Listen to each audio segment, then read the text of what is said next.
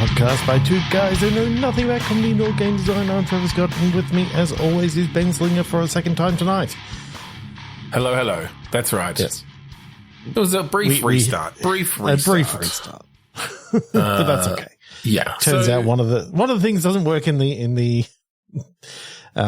random word generator thing anymore. So, Ben. Yeah. What's Click Pitch?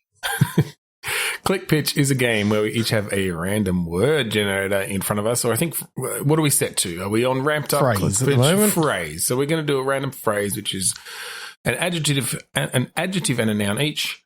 And we're going to throw those up into the air and turn them into a video game kind of salad.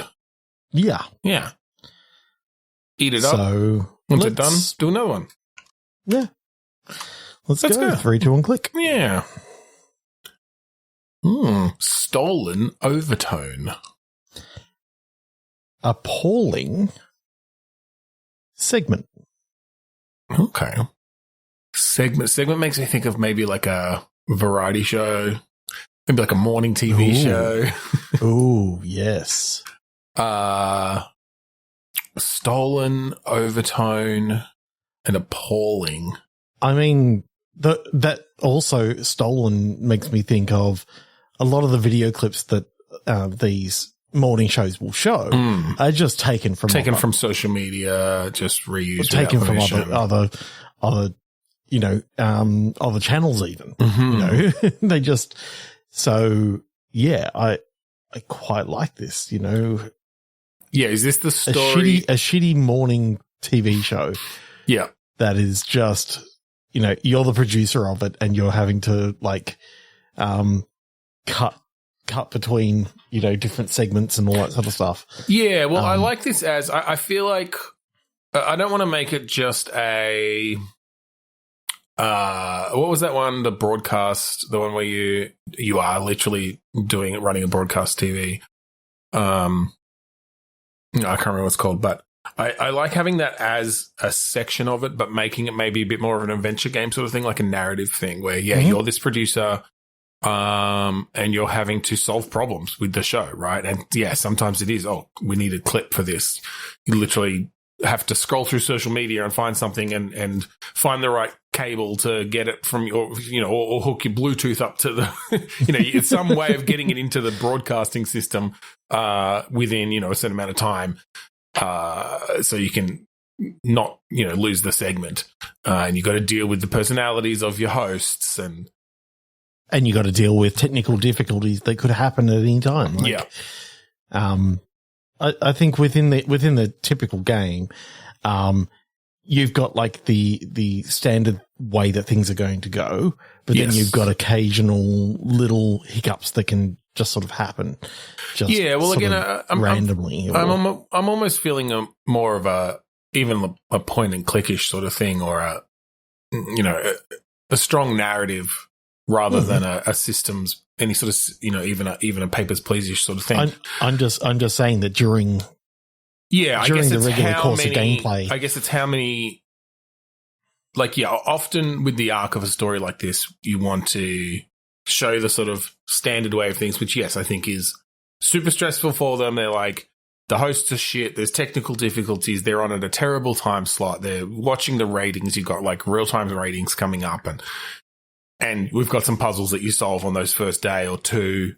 But then I think you want to shake it up, right? Like you want to have something big happen or have something change. Have a big sponsor or a big guest is coming in. Yeah, I guess it's just how far do you go with those stakes, right? Like how big do you make it? You could totally make it a lower stakes sort of thing where it is just, okay, you're running this show and in a regular big thing happens, which is, like you said, you get a big sponsor and now the pressure's on even more, or, one of the hosts has to leave and you have to find someone to replace them or whatever it is.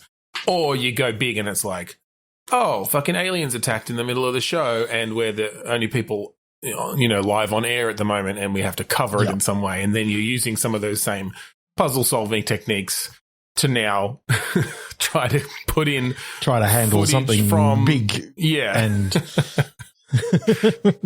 that's definitely kind of funny of, it's happened elsewhere in the world. So other world, other world news are covering it, but you in whatever country you're in are the only ones who are actually perhaps. So you get the scoop, and you're like trying to liaise with like official people from the government or from other countries or something, other countries' governments, because they're trying to get the information out, or. But yes, you're the only people with the capability, for whatever reason, to go live at this point. Maybe there's been some huge storm or something that's like some huge EMP in the United States. That's it. Maybe part of it is that like the big channels actually have lost facilities, and you're out on this not quite public access, but like more of a regional TV station. Yeah, that's cool. I like that actually. That's kind of fun. That is kind of fun. Just trying to think what else we could do with that. Obviously, there'd be a bit of comedy involved. I think it's very much a comedy game. I mean, you and I have a clear influence on what this could look like, because we've been going through the show Get Krackin, which is a very funny satire of morning TV.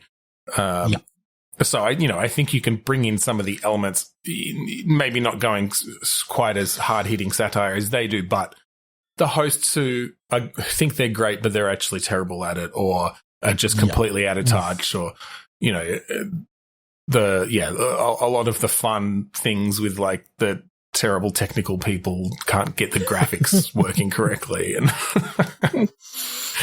there's some really fun spelling stuff mistakes and totally. Yeah. Cool. Well, 3, 2, 1. Yeah, let's move on. Okay. Virtual dictatorship. Apt dialect. So my mind immediately went to 90s and noughties internet forums. Yeah. With the dictatorships that happened in those places, and also the dialects that would, they're kind of still happening. Have you seen mods on Reddit? I mean, yes, there are definitely it's aspects the exact same thing, and it goes on everywhere. And I mean, essentially, Twitter/X is just entirely that right now, because Elon Musk is basically just pulling a rogue mod situation that we saw 100 times in the days of those forums. But I like that idea of like a tight-knit small tight-knit internet community, and the dramas that happen within that, with the power that people get from being mods or thinking that they want to dictate how things are run. It's the smallest amount of power corrupts, absolutely. Absolutely. That's it.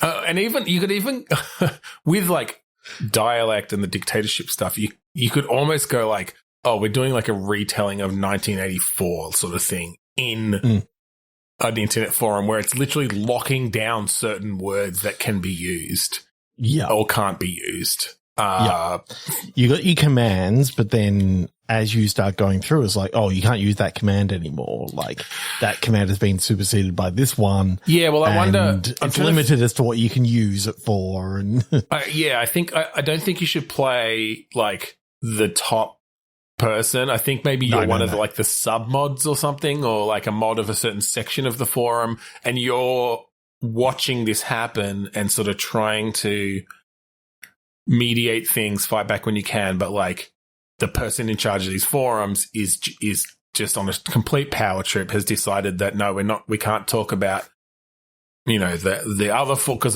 there's always like a rival forum or something, and so it starts turning into this, all right, well, we can't use the word beside anymore because they used it in a video, and like, we're not going to use the same words that they use. Like, literally down to that level. And I think it all plays out in forums. Like, I think it's almost a Hypnospace outlawish thing, or a, Emily's Away kind of situation where it's all playing out. You're essentially, it's almost just a visual novel in a sense, but reading through these forums and taking action at certain times, but you're not like writing out the posts yourself or anything like that, of course. I think this is right for like an IRC or something like that. Yeah, you could do it as an IRC. Yeah, have it be a bit more real time for sure, because you'd have the same things happen there. Yeah, and you can have some bots commenting, you know, and different things actually going on. Like, I mean, I remember what I used to use IRC channels for back in the day. It was mainly ASL? just going in and just downloading random, porn. Just say it, porn. No, that was not what I did. That's basically where I got all my pirated stuff. Yeah, you know, I know. Where's? Yes. Where's with the Z?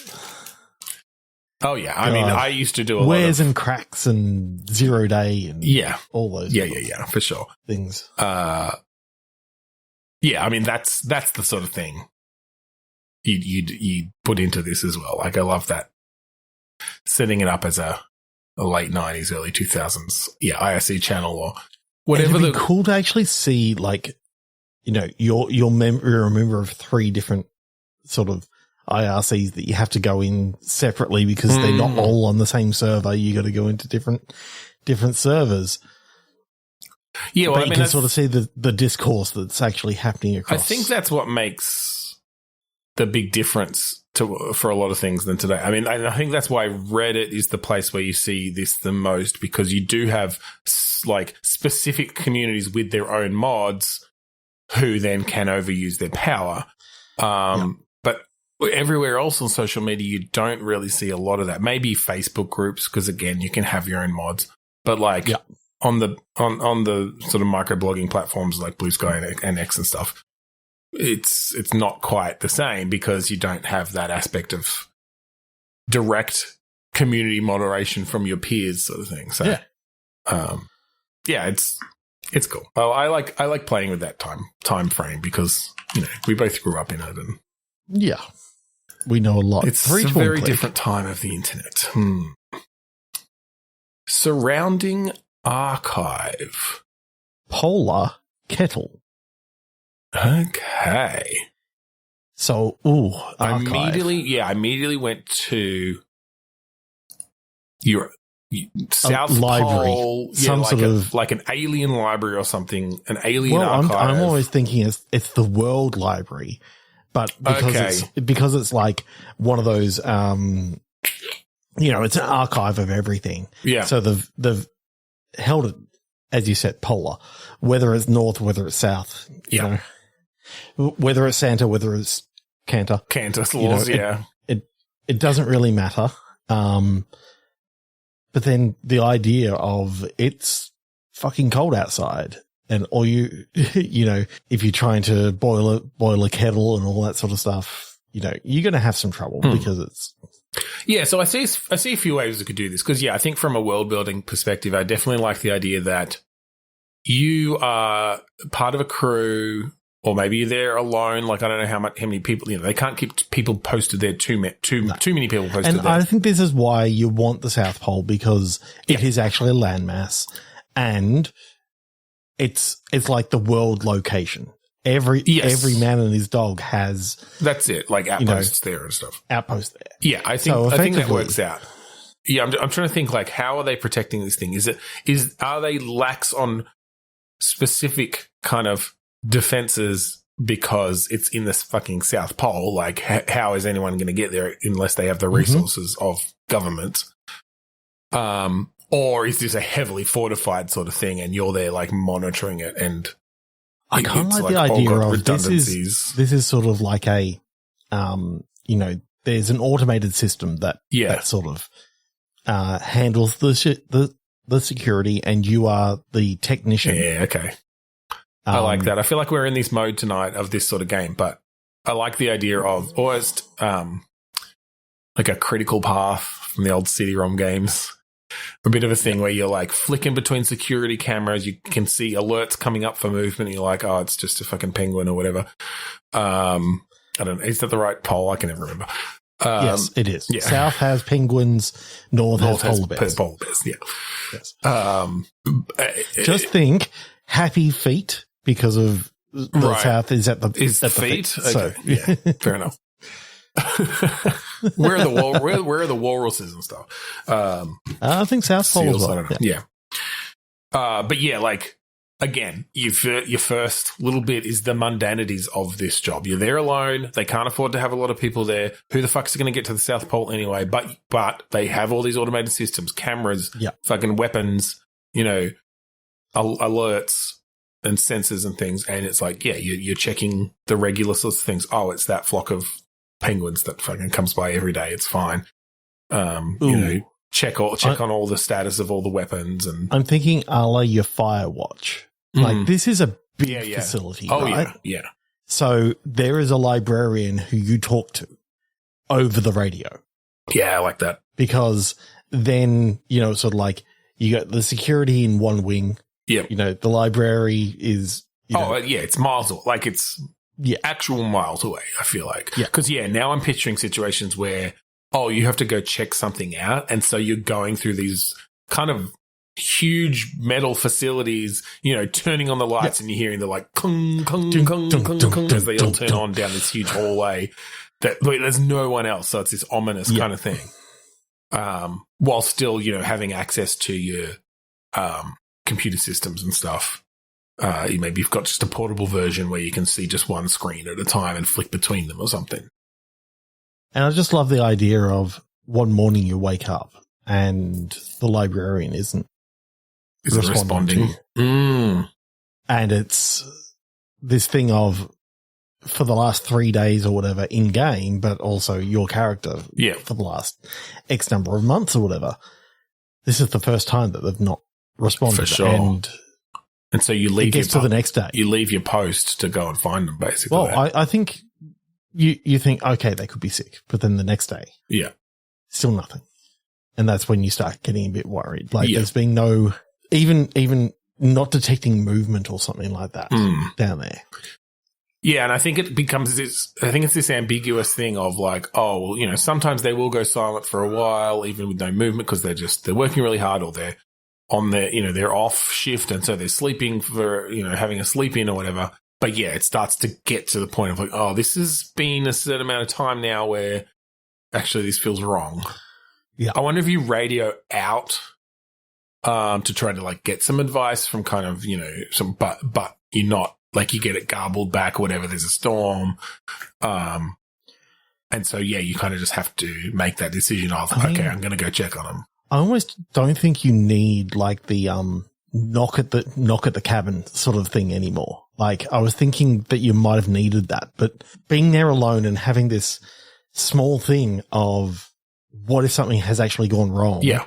There's no help that can be got because in a hurry. So if it's a medical situation or something like that, like, I think the only problem I see with that is if most of the time, if then the game is sort of making your way through this facility to get to it, and it's going to take some time. Now who are you talking to other than yourself, I suppose? And you can have monologue stuff, you could have your internal monologue going and different things, but because otherwise it's starting to feel a little bit like a gone home-ish sort of situation where it's like, this feels ominous and scary, but there's not actually any evidence of anything otherworldly or out of the ordinary, except that this librarian has not answered. Like, it's a very human issue. But as the player, I think you can still have like the same sort of things still going on. That there was some weird, anomalies detected or whatever, and you still got to go check them out because the sensors are still picking these things up. Yeah, for sure. So I think there's like a computer AI that's sort of talking to you to get. Okay, that could be that could fill that gap then. Because then you're not entirely alone as a player, but the character is, there's no other human contact then, and they're just getting frustrated there's something with this AI about, and stuff. There's something about the AI as you're walking down as like, saying, I've detected 2 people walking in this corridor, and you're looking around and it's just yourself. Yeah. And it's, there's just something about noises and all these sort of things that you can put into this that will. Oh, what could be interesting as well is that, the AI starts doing that sort of thing and glitching and kind of getting creepy. But when you get there, you find out that that was actually the librarian trying to get in contact with you because for whatever reason, like, the AI has shut her off, and that's the reason why you can't get through. And so she's just like hacking it essentially in subtle ways to try to, send you some idea that she's there. She doesn't know where you are or what's going on. But that you find out that, all the creepy, ominous glitches where it's reporting things that aren't there have an explanation. Have a perfectly normal explanation. Yeah. And then at the very end, just a sequel bait. Yeah. You give a little bit of, like, what's under the library is a massive fucking spaceship. And it's like... Yeah, it's got that... You've got that low-key, nice song going on over the credits as it's like just doing pans through the environments that you've walked through, like of this facility. You're seeing parts of it, it's all a few books and you're seeing just sleeping the long quarters hallways and the library, sections and stuff. And then, it like continues to pan down through the like big launch structure of this thing till you get to the bottom. I'm thinking lots and lots of, like, scientists sort of there analyzing this massive floating spaceship.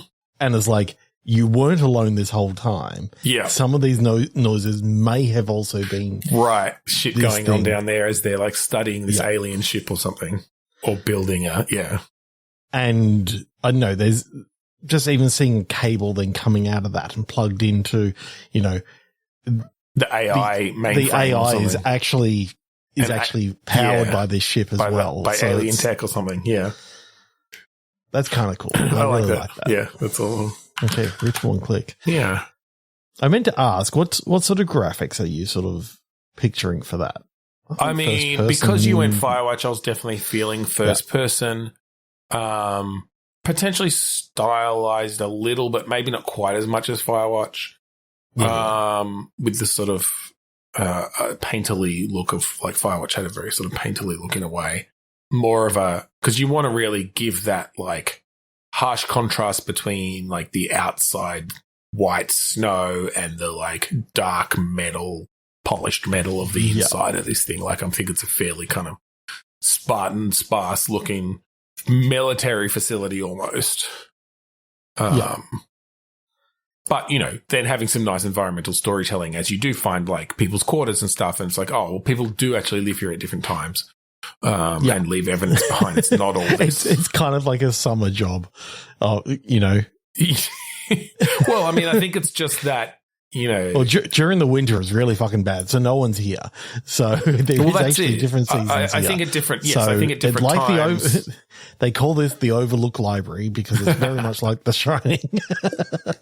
I mean, that's not a bad comparison, actually, to that idea. I think, almost Shining-esque, but of course, in the end, having the more mundane, reasons. With a little bit of alien overview. Yeah. So anyway, 3, 2, 1 click. Yeah. Void Despair. A void or just void? Void. Void Despair. Irrespective promotion. So my mind went to a kind of workplace comedy-ish sort of thing, but with void having it being, again, like almost an alien thing, like you work at the void facility, but it's this very middle management heavy. Yeah, it's the space between, basically. It's sort of between. It's almost an airlock sort of place in the fact that it's between, sort of like the outside world and the inside. Right. Is the way that I was sort of seeing it, that you're really middle management. You're managing the middleness of it. Right. It's actual middle management where your whole job is managing an in-between space, a liminal space. Yeah. Okay. Maybe it's like a space elevator or something. Yeah. Yeah, I like that. Your office is always on the move. You're actually in the you're actually on the like bit that goes up and down. Yeah.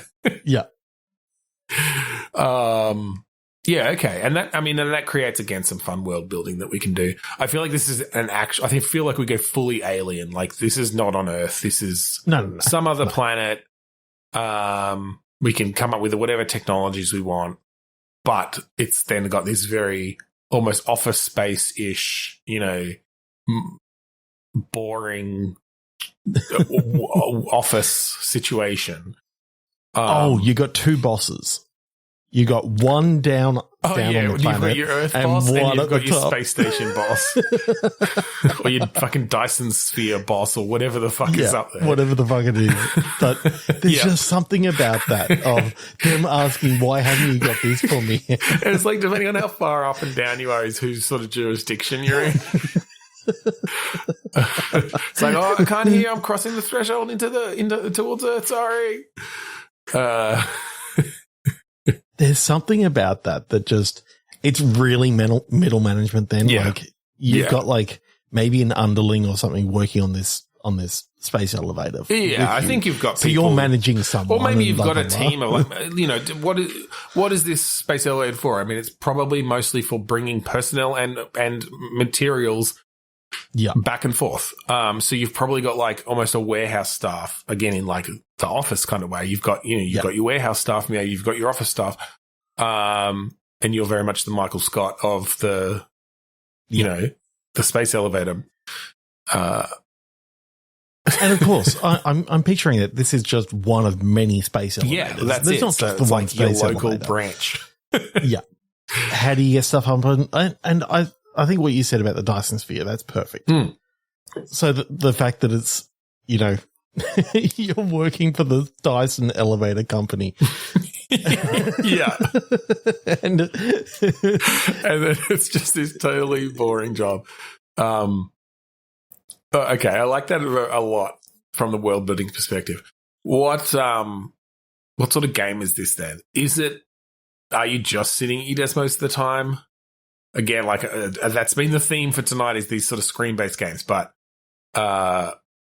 you could do it in a similar way or a way where you've got like I like actually being able to have little conversations at the water cooler and all this sort of stuff. You can go around your office, but I think the whole game is set within like you don't get to leave the elevator. No. Well, you've got an apartment on the elevator, I think. Everyone's got like living quarters on the elevator. Right, yes. But still on the bit that just is constantly going up and down. So you're having to deal with like, at 20 kilometers up, there's a rough spot because some of the magnets are, worn or whatever. The magnets on your fridge just fall off at this time. Yeah. Well, I was just thinking it's like switching. It's switching to a different polarity. And the gravity shifts. Well, that's it. You're constantly shifting. Well, I wonder how that works with the acceleration up and down and stuff. But I mean, either way, you're probably having to deal with. Oh, there's a time where everything flips over because it's like you walk on the inside of the Dyson Sphere, but the outside of the Earth. Yeah. So once you get past the middle point, like at the middle point, you're in anti-gravity essentially, like no gravity. Or or maybe there is like artificial gravity because it is a bit funnier actually if everything just shifts.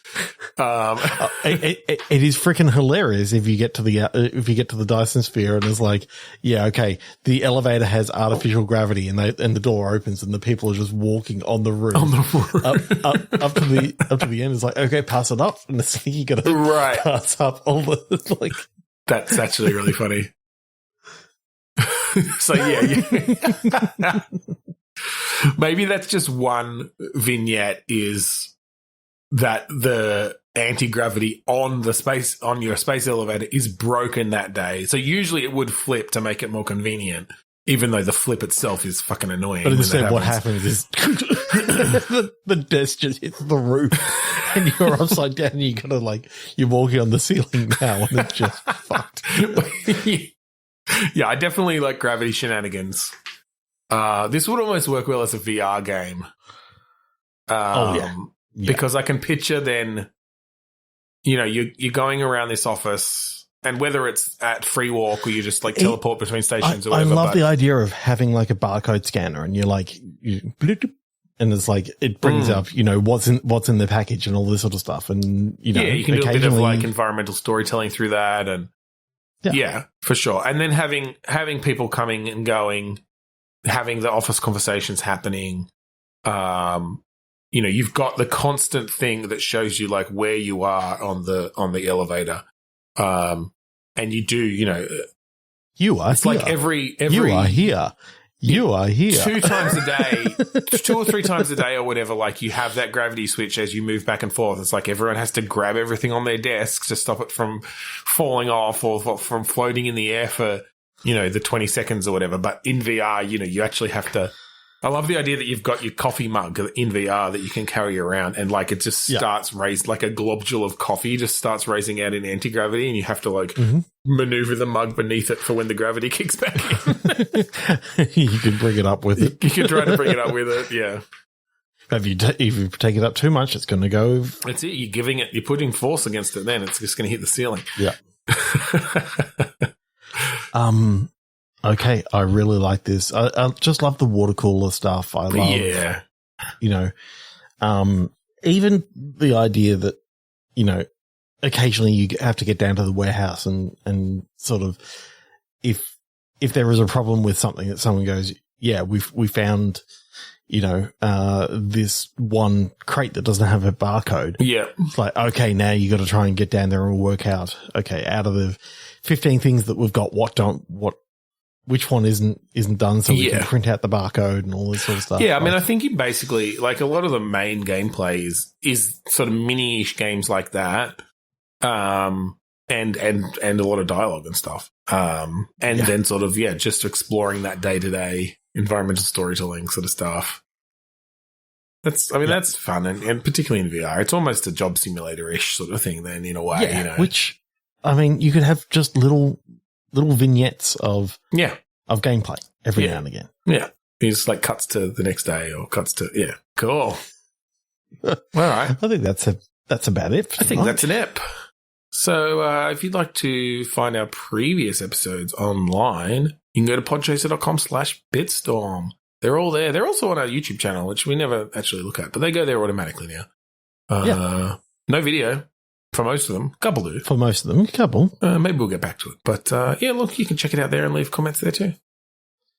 If you like the song that we play at the start and end of each episode, I'm not going to do the joke anymore about it's there for free for a limited time only. It's always there. It's always been free. It always will be free. Yes. So Kuradust have kindly provided us with the song Man Defiance off of the album Containment Failure by the band Kuradust. That's right. Kuradust.bandcamp.com is where you can find that and go check it out. Like there's a whole album or 2 and a bit. Like 2 and a bit albums. Check them out. That's right. So thank you again for joining us this week on Bitstorm. I'm Ben Slinger. I'm Trevor Scott. And I'm the mod of this podcast. And we can't use the word game anymore. Sorry. It's a comedy. It's a comedy. It's a comedy James. Video James podcast. Video James podcast, yeah. 3, 2, 1, stop.